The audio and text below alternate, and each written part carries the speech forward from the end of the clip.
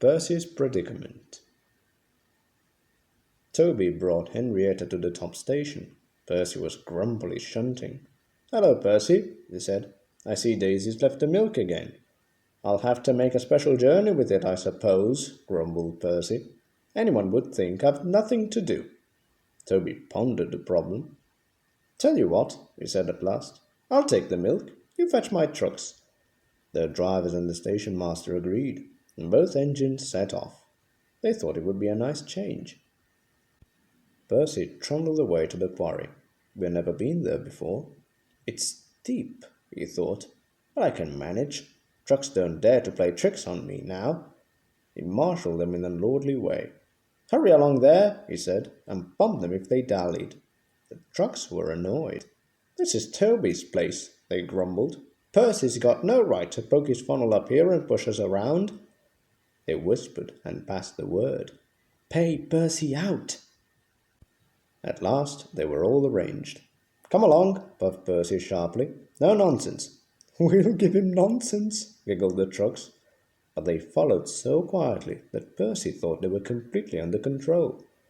They rumbled along the twisty line till they saw ahead the notice saying, "All trains stop to pin down brakes." "Beep, beep, beep," whistled Percy. "Brakes guard, please." But before he could check them, the trucks surged forward. "On, on!" they cried. Percy, taken by surprise, could not stop them, and in a moment they were careering down the hill.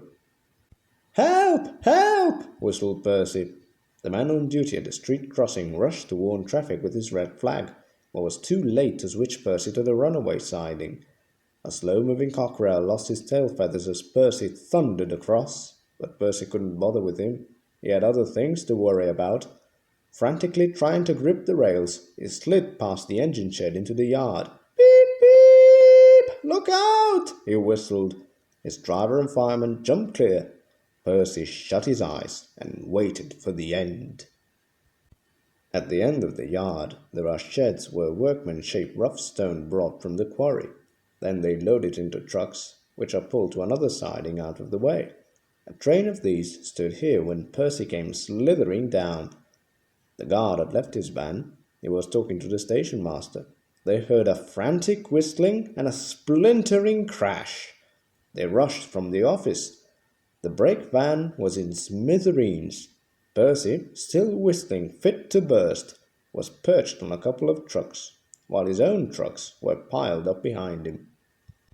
The Fat Controller arrived next day. Toby and Daisy had helped to remove most of the wreckage, but Percy still stood on his perch. "We must now try," said the Fat Controller crossly, "to run the branch line with Toby and a diesel. You have put us in an awkward predicament." "I'm sorry, sir." "You can stay there," the Fat Controller went on, "till we are ready. Perhaps it will teach you to be careful with trucks." Percy sighed. The trucks wobbled beneath his wheels. He quite understood about awkward predicaments. The Fat Controller spoke severely to Daisy too. "My engines do not tell lies," he said.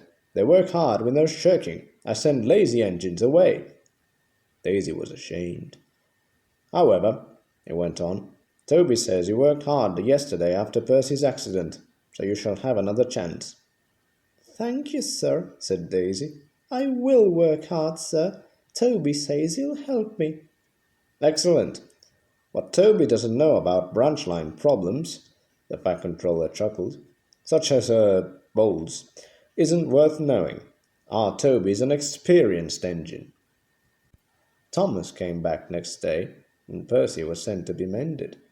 Annie and Clarabel were delighted to see Thomas again, and he took them for a run at once because they hadn't been out while he was away. Thomas, Toby, and Daisy are now all friends. Daisy often takes the milk for Thomas, and when Toby is busy, she takes Henrietta.